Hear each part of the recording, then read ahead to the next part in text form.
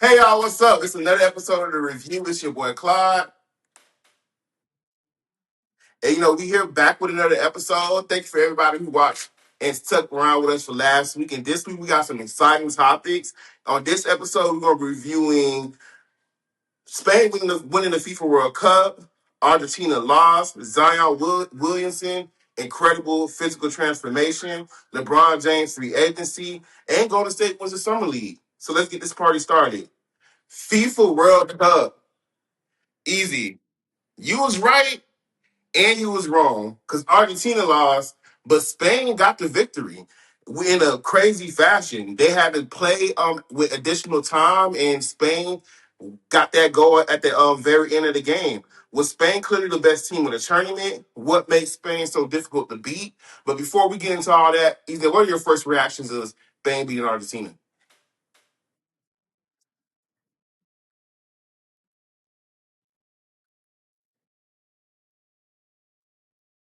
Yeah.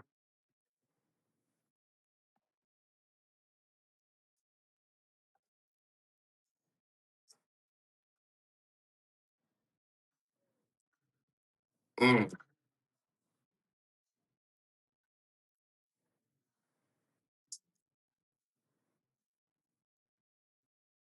yeah.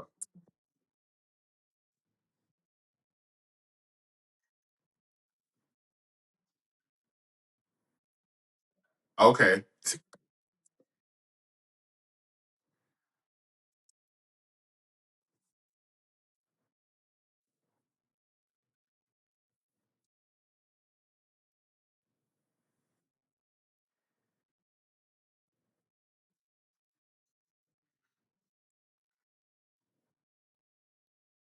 Yikes. Yeah, I mean, what you're saying is I completely agree with it. Like the midfield control that Spain had and the possession amount, and the talented young defense that they had bought them the game. Like I would say I would be proud, even though if I was Argentina, because it's one thing to lose by one goal and get spanked, and it was a thrilling game throughout. They won in basically overtime, so that was very interesting. Well, with Argentina losing, what do you think they could have got done better to be a competitive team against Spain? Oh, yeah,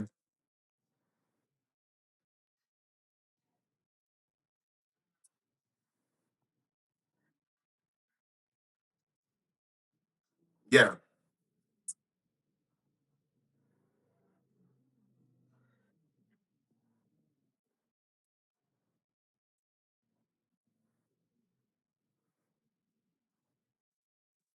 yeah,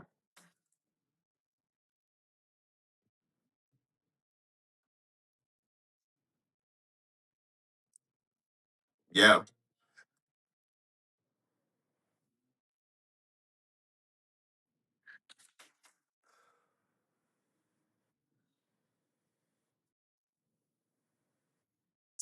All righty, all right. Well,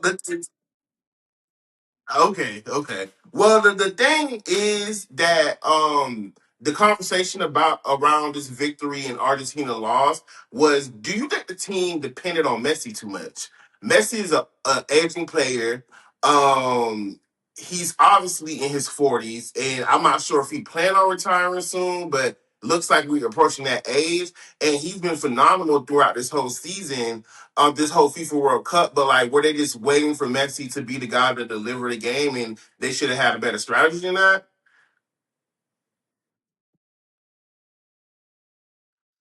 Yeah,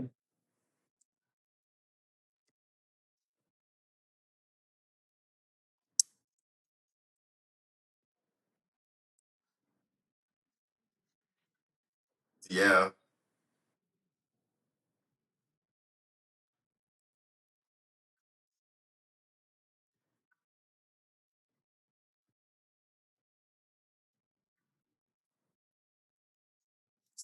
yeah,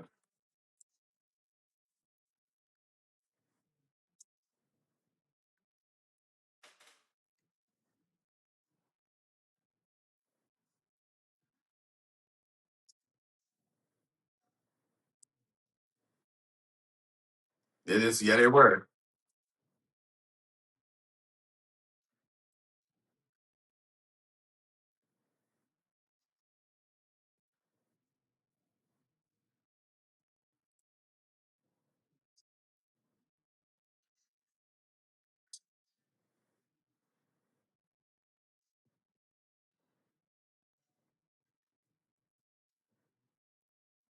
It could have been different. It could have been different. Well, I mean, like I totally agree with you. I just think the conversation behind this game is taking a weird turn. I know Argentina people don't like the country or whatever the case may be, but is the disrespect toward Messi too loud though? Because now the conversation is turning into is Messi the GOAT? Is he this? Is Argentina that? Is now Spain going to take over for the next generation of FIFA? Well, what my thoughts behind that is, it's very simple. If you to bring it back to American terms, if you win the Super Bowl one year and you go back and win the Super Bowl again and lose by a touchdown, you're still great. 2 decades of Messi, and this has been a phenomenal run for a soccer player, a FIFA World Cup player. And it's just very interesting to see how the conversation is going. Like, do you still think Messi is the GOAT? Or is he the GOAT?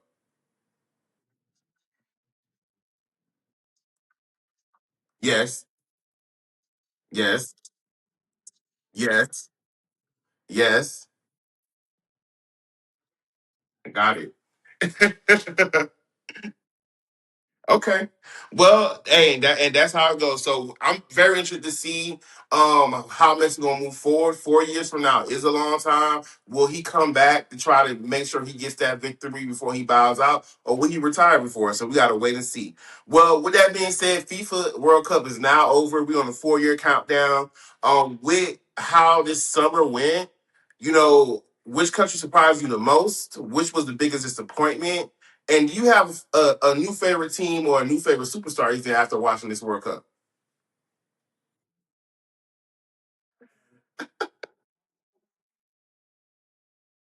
Okay, well you on that.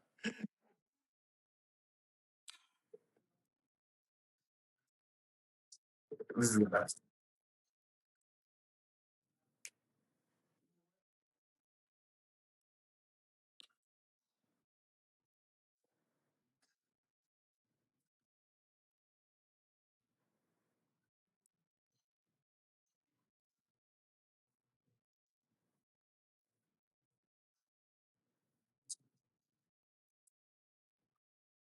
Okay. Well, who?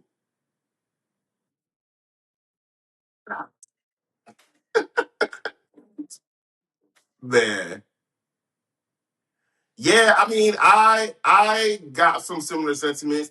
Honestly, I was surprised by the U.S. I know a lot of people felt like because we're the United States, we should have done better. But knowing how soccer is like a niche sport in America, I'm really surprised how far they got, honestly. And they had some amazing storylines. They beat some strong teams, and so I was really shocked and surprised by that. I was, yeah.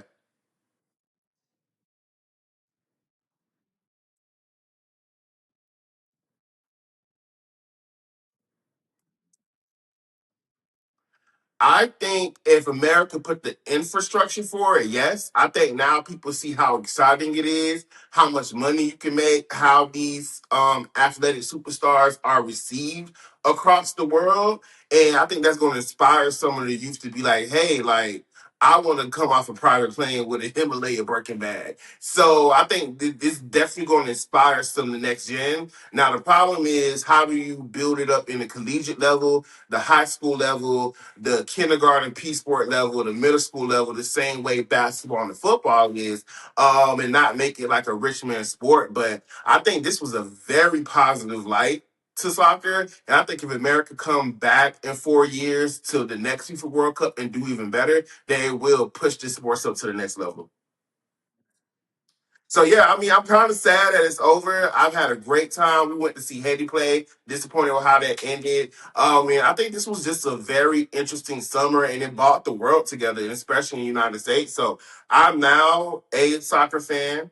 or football, depending on what country you're in. And I'll be keeping my eye on it. And I'll be watching some summer leagues and some leagues in London. My new favorite people that I just followed on social media was Erling and Jude Bellingham. And then our boy Laman, his name is Lamin Yamal from Spain, who's a superstar too. So I got three people that I'm watching from this, and I'll be continue watching it.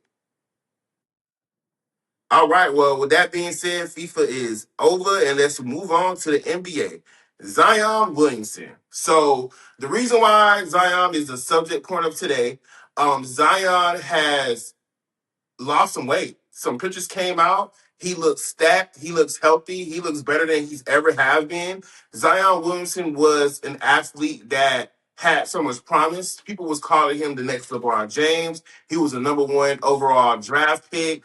And he's fallen short over the years due to injuries, but when he's healthy, he's amazing. And one of the complaints that Luca kind of got as well was he's too fat, he's getting hurt because he's fat, and he's not disciplined enough to be in shape to do what he needs to do for New Orleans. Immediate thoughts, easy. Yeah. Yes. Yes.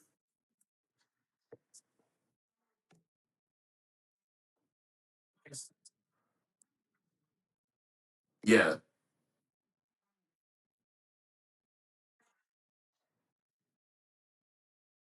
Yeah.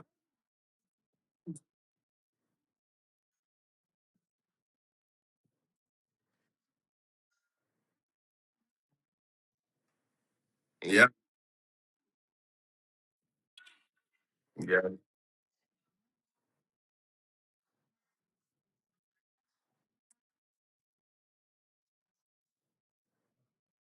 Yeah.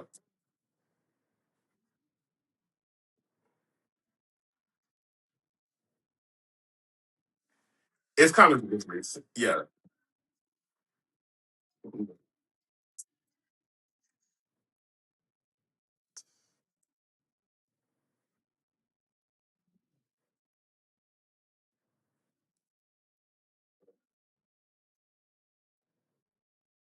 Well, I mean, what you're saying is so true, and it's like when you put it in a context, it's actually pretty crazy.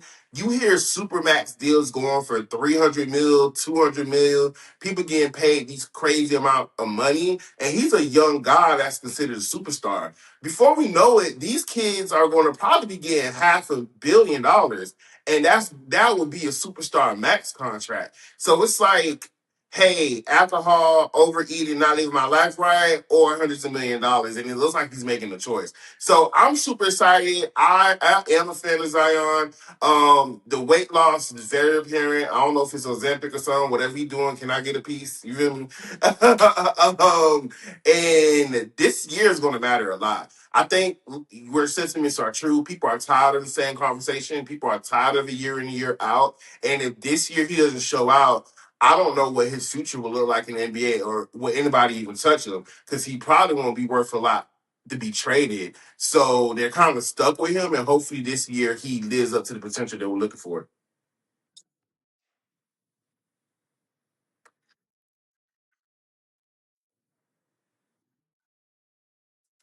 Yeah,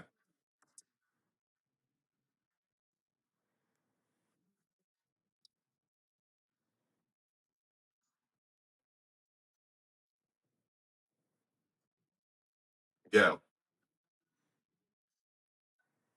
yeah. Go get it out the lot.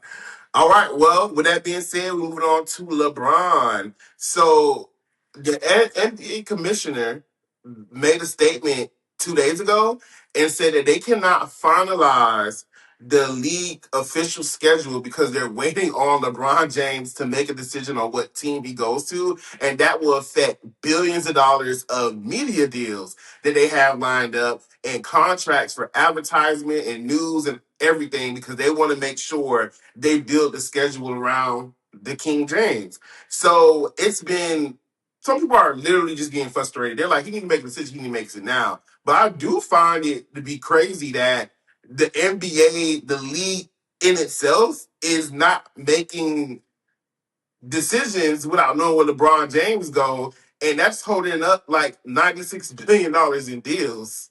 Thoughts?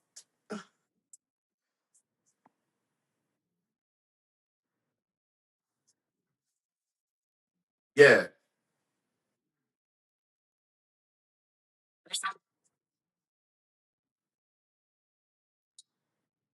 yeah, yeah. Christmas, Thanksgiving, New Year's. Yeah,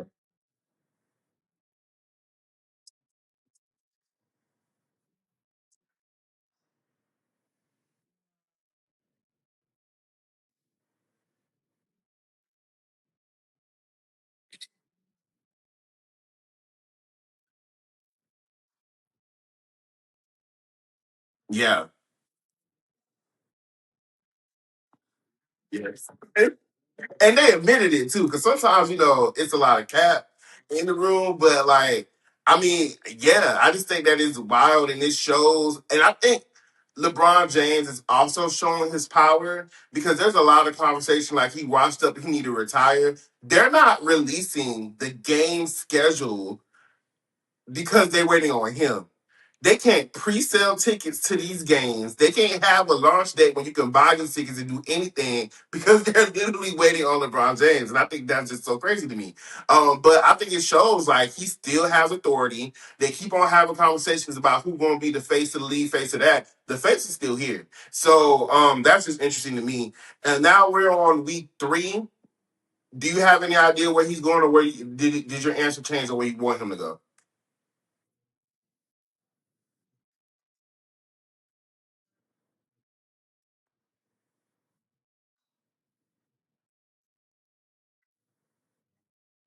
Mm.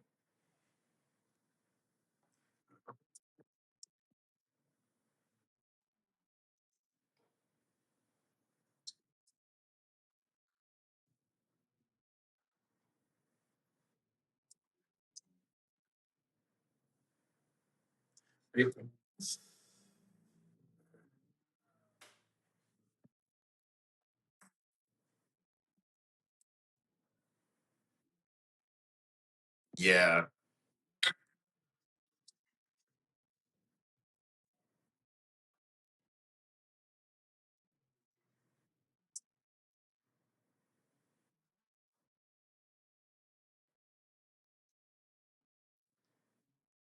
Taylor Brown.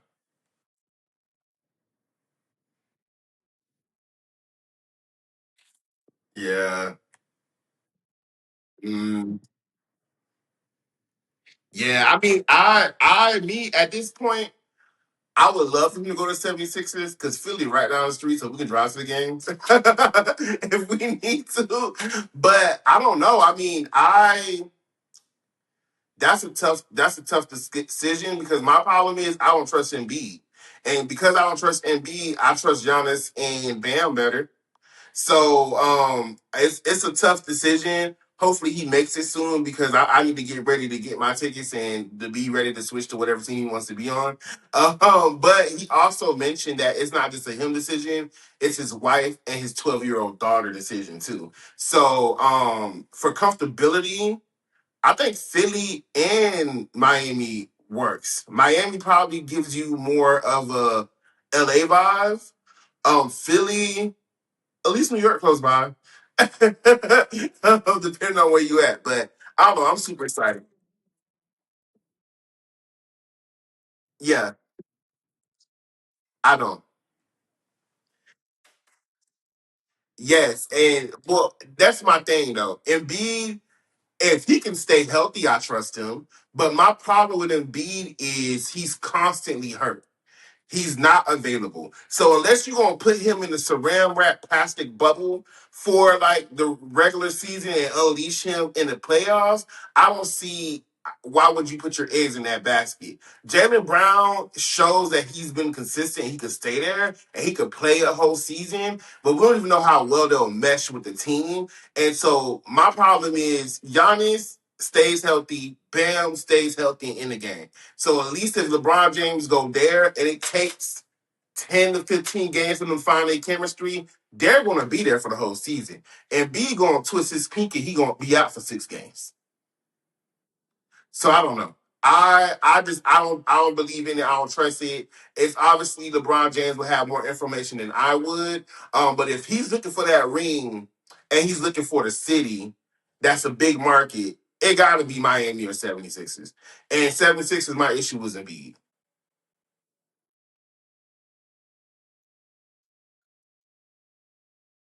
Every game, and I'm gonna have my jersey that said LeBron.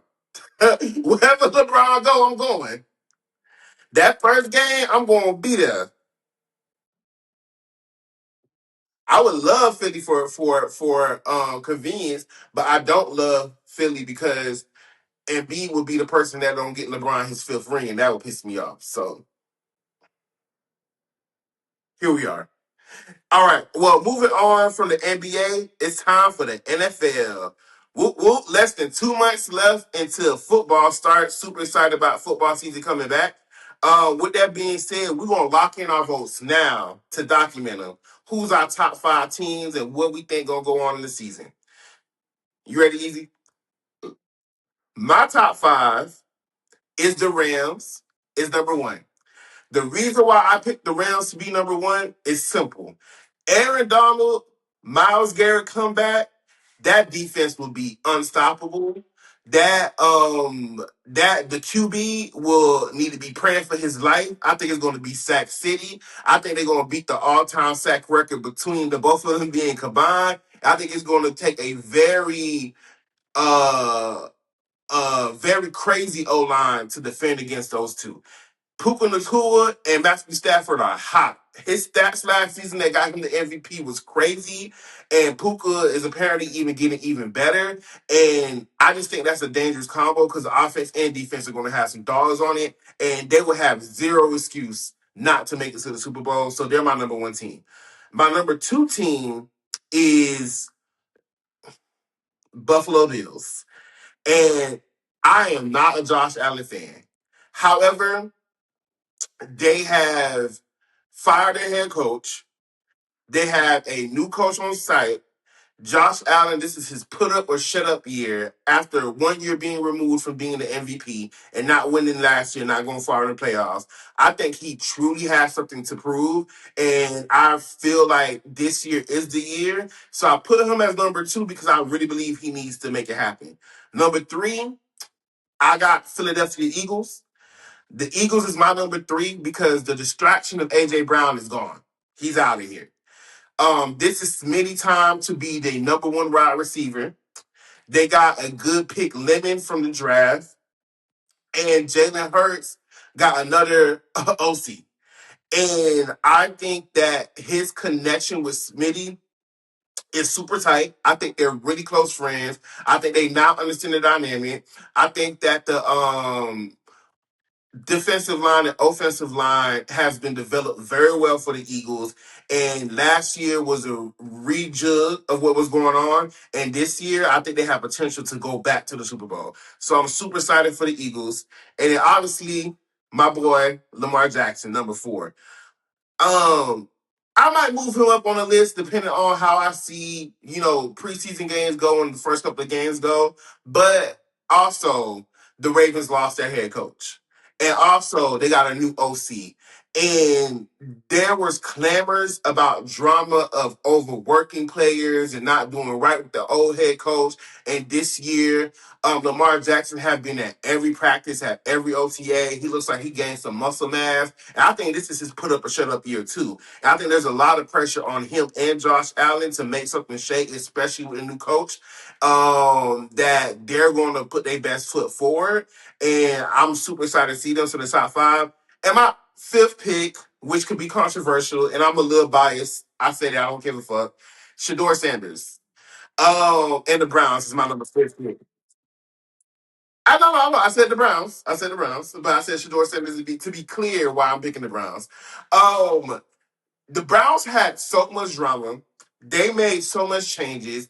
They have a very young receiving core, a very young offensive line, a very young defense, and they have Deshaun Watson and Shador Sanders. Now, do I still believe in the skills of Deshaun Watson? Yes. But would I want to see Shador Sanders play? Absolutely. So, I don't know how OTA is going. You hear clamors that Shador is outperforming Deshaun Watson. I'm going to judge the Browns when Shador finally takes over the reins. And if he does start as QB1 and take over a couple of games or come in later, I think the Browns are positioning themselves to be a problem for other teams. And with a new head coach and a new defensive coach and some of these players being shipped off like Myles Garrett, I think there's room to look up for the Browns. And maybe they don't win a lot, but I at least get them making it to the playoffs. So that's my top five.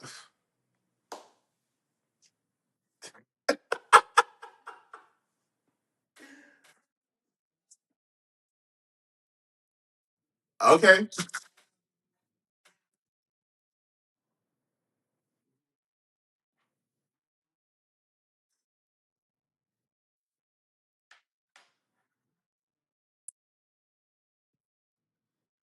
Okay.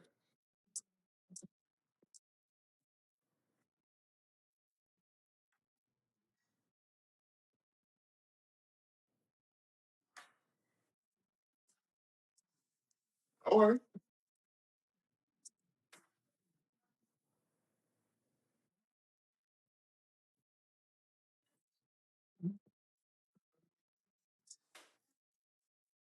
Mm.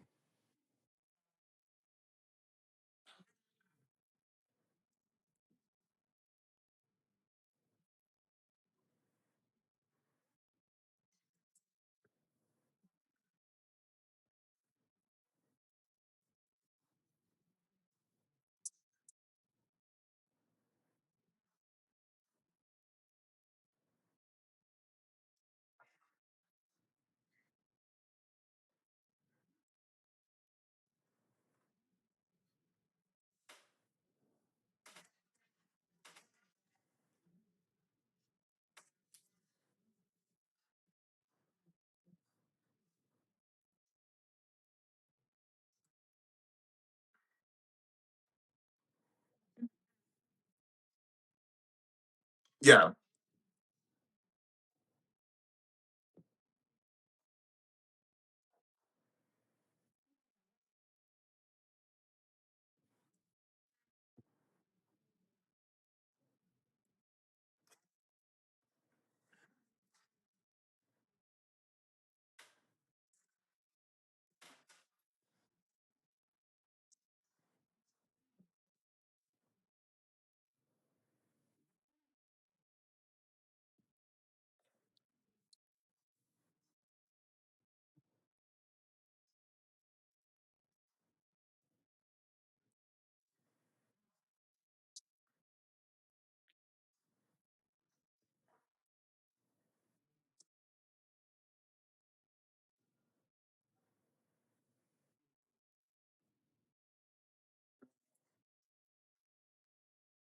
What? Wow. Wow.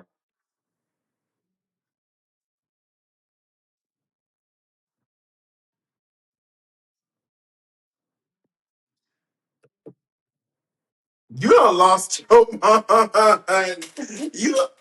I thought I was going crazy for saying the Browns, but you don't have the Josh Allen on there for the Bills at all, and you pick New York Giants.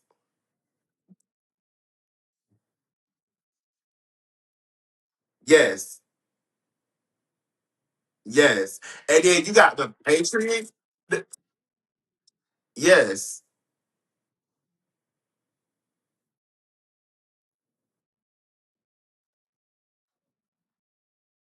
and got clapped in the Super Bowl. It wasn't even close. Hey, that was a fun.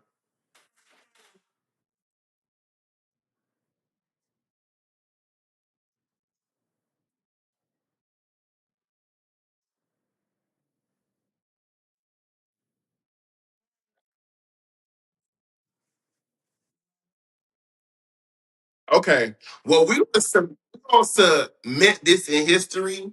I'm gonna say this to the desktop, and then when the season start, we gonna have some accountability over here because you don't lost your mind. Carolina, Carolina. All right.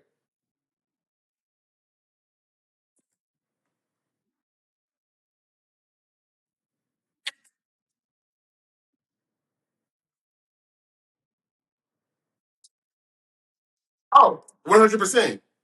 100%. Because the one thing about AJ Brown, we don't even know if the chemistry gonna be there in the locker room with them because he's such a diva. So hopefully, they throw him the ball. Because if he don't, you gonna know because he gonna be on the sideline reading the book. Hopefully, they throw it to him. But okay, that's exciting. I'm excited to see. We're gonna have some future picks, and we're gonna put our land in our line in the sand when the season comes. We're gonna have our picks. But okay, interesting. All right, so in other news with NFL moving on, Arizona Cardinal executive Ryan Gold has been suspended indefinitely for violating the NFL's gambling policy. Why gambling continues to mess up people in sports, and should it be a harsher punishment to make sure people don't gamble? Like, why are people doing this? Well, he's suspended indefinitely, so they didn't straight up say he was fired. So that means like he can appeal it, or they might suspend him, wait till the heat drops, and then he comes back.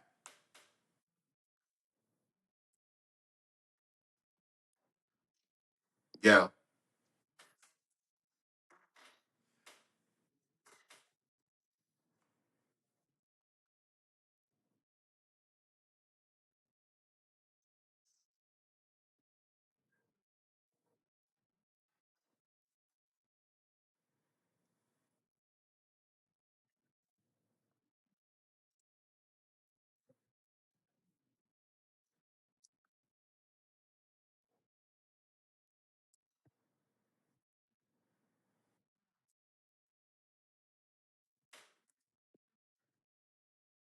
Well, well, the thing is, the problem with sports gambling now, it's not just, oh, you gambling on the results of the game. It's gambling on who's going to be in, who's going to be out, who's active, who's on injury reserve, what type of cleats the person going to wear. Is Are they going to run this play? Are they going to run that play? Are they going to do option routes? Are they going to do zone coverage? And when you're in the executive suite as a member in the Cardinals, you got privileged information. If the quarterback's shoulder is out and he's not playing that next game, that's something that people bet on, and you know about it, so you can go and make bets without them knowing. If you know that the what plays they're going to run that whole season or that for that game against that team, and you get the quarterback playbook that the little notes they have on their arm, you can bet on what down they're going to be on or what line they're going to be on, and that type of stuff affects the game and affects gambling. Players can come in and act like they sick and say, "Oh, I guarantee you, in the second quarter and the 10-minute mark, he's gonna throw up and he gonna be out for the game." And then now you forcing yourself to throw up out in the game. I don't know how they'll be able to control it, but like these platforms like Stake and all these people they hiring like Drake and these social media influencers to push it is crazy, and maybe it's gonna be a legislative thing. But it's like, how can I trust that the game is being played fairly when in the background minor decisions can make people millionaires? And it's not just about that. So I don't know. I think it's crazy. I think that if you get caught in a gambling thing, you need to be fired immediately. If you a player getting caught in it, you need to be fired immediately. And they need to look at these games. Like, some stuff don't make sense. In football, it's going to be hard to tell if somebody is throwing the game. I think they found it out in basketball a lot easier because it's more of an individual player. You can see if they playing around or messing up. But it's like now you look back at all these games and you're like, damn, like he did miss that 40-yard field goal when the Ravens was in the playoff. Did he miss it? Or did he miss it because he had a bet for 40K and now he gonna make 400,000? So it is real ugly when you let stuff slide. And I think the professional sports like NFL and NBA needs to be like, oh no, you're fired and you can never work on any other team in this league ever the fuck again. I mean, ever again to make sure that it stops. But it's crazy, and it's like you hear some of these bets. They be like, "Oh, you win like 20K. You lost millions of dollars for 20K." So it's definitely a mental health aspect of it. And the amount of money these people are making are in the billions. So it's crazy. Well, moving on. Some not savory news in the NFL as well. Saquon Barkley house was burglarized the other day while his family was in it. They tried to break into his house to, I'm assuming, to rob his items. People were home and they saw them and they ran out immediately. So Saquon Barkley and everybody in his family is safe, but that just raises the question. We've had multiple robberies across the last year and a half with athletes' home being burglarized, and they're trying to investigate, is it a crime rig, including like Joe Burrow, Shador Sanders, just to name a few, which is crazy. But what do you think about that?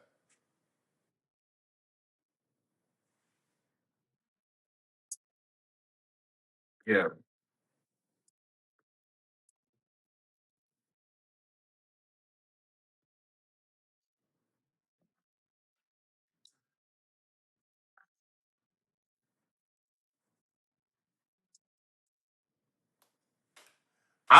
it just sucks, and I just hope it's not like an inside job because it's like, how do you know when people are home or not home? You know what I'm saying? So it's like, I hopefully it's not somebody who's close in the NBA schedule or NFL schedule and be like, oh, I know Shador House is going to be empty. Go rob it on this day, and people are finding out about it.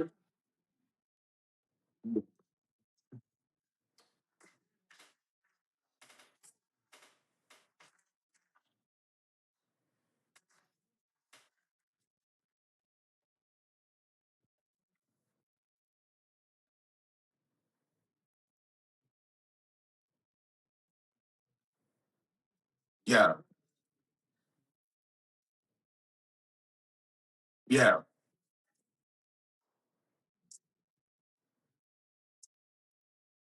mm, finally, yeah.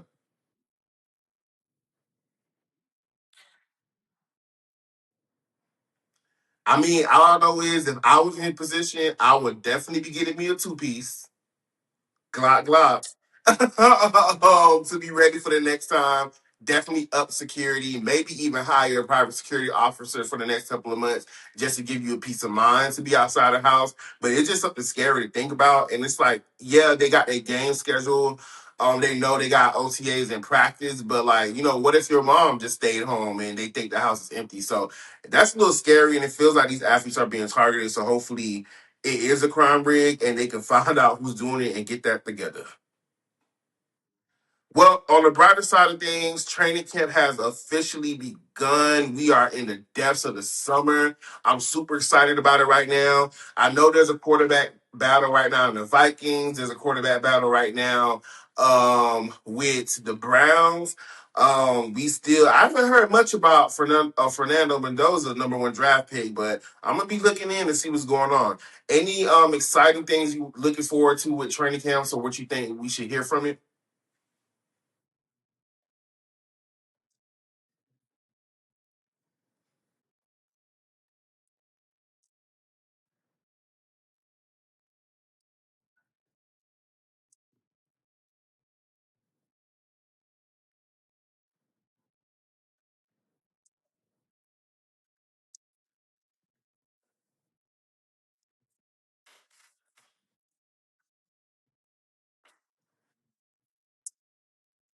Well, I signed us up for the Commanders win.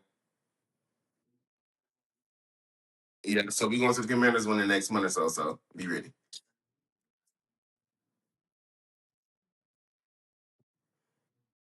It's bad, baby.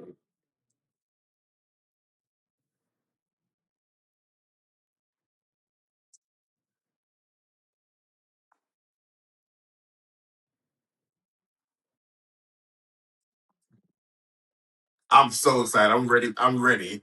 I'm so ready. I'm so ready for NFL and college football to come back. Not even funny.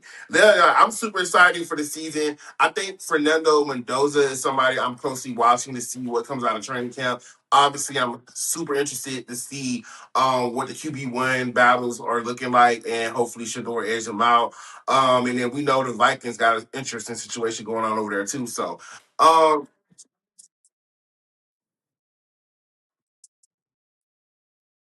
and this is his last chance too. So he better bring something to it. And I know Jetta probably sick and tired of being where he's at. Or maybe not. So, but we'll see. Well, with that being said, that was it for this today's episode. It was fun, y'all.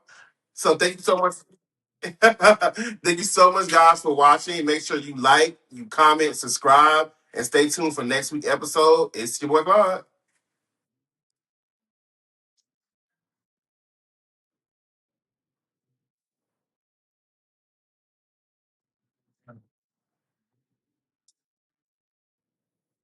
Yes, sir.